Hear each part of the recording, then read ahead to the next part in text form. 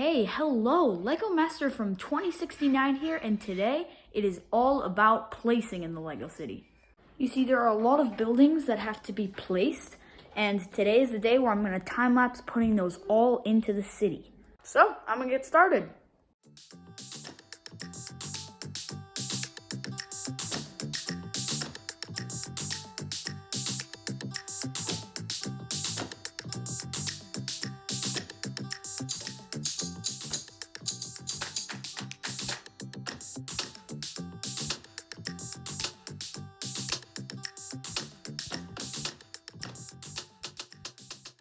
So now, as you can see in the last time-lapse video, I have added in a bunch of stuff, and I'm pretty happy with a certain part of the city.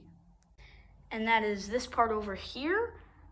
I'm happy with. The Ninjago City, I'm gonna have to put it somewhere in my city. You can see it's kind of a mess.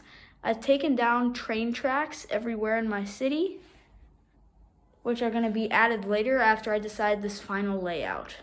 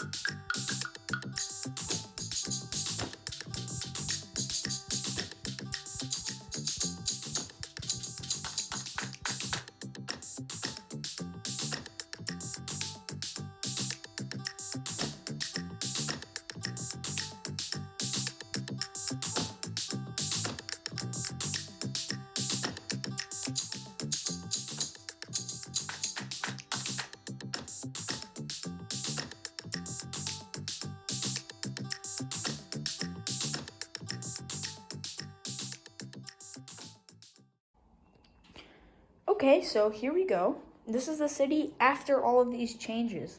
You can see there's not that much of a change except for the hospital over in that area and the minis migrating into there. There is a lot of change over here, adding of the museum and also the cultural center. And then over there is just absolutely nothing is the same. We've got the Ninjago City over here. Sorry, this plate's supposed to be like that. Dynamite factory, and then train tracks going everywhere. It's also evident that the entire city has been moved forward and rotated.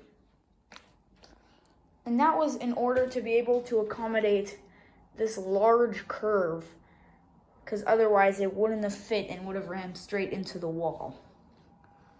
So yeah, I don't think it looks too bad. I'm pretty happy with this. Of course, there are a few things I'm not super happy about, such as that big empty area.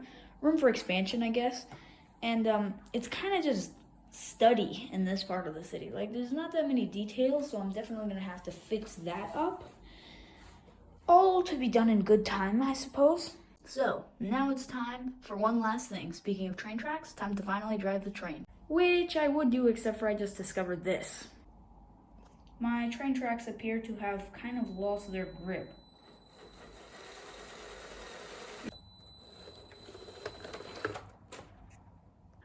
Which is why we need to change them. Good thing I ordered extras from Bricklink. So I think the problem actually comes from these little rubber bands that go around the wheels. Like, look, this is the old one, and this is the new one. So I think all I have to do is change it, and the grip will be improved.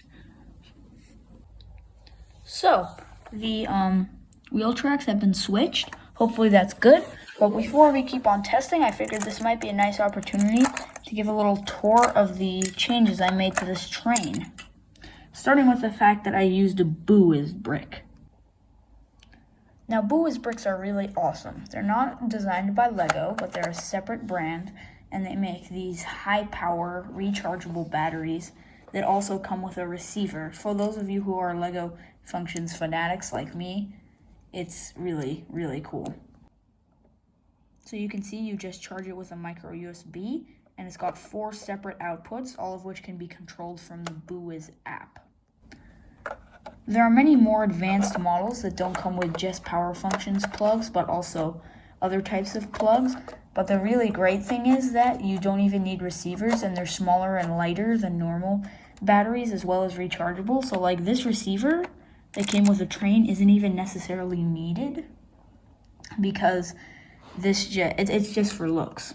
You may have noticed that there's 2 power functions plugs coming from that Buiz brick, and that's because I decided to add another cool feature to my train, and that is I put in these power functions lights, which light up surprisingly bright, and I think they add some stuff to the train. It's great in the dark.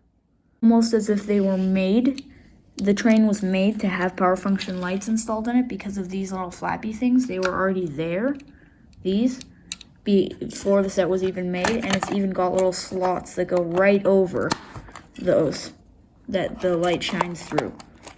Just another reason I really like this particular train set. So, now we're ready to test this bad boy. Okay, so here we are, attempt number 2. This is what the Buiz app looks like, and you can switch the speeds. I'm going to switch it to slow. And look at that grip is already way better. Oh dear. Let's ignore the fact that I just accidentally knocked that train off the side of my park and continue with this cool tour around the city. Okay, so here goes attempt number 3, hopefully with no falling into a park full of people and no traction issues. Let's do this.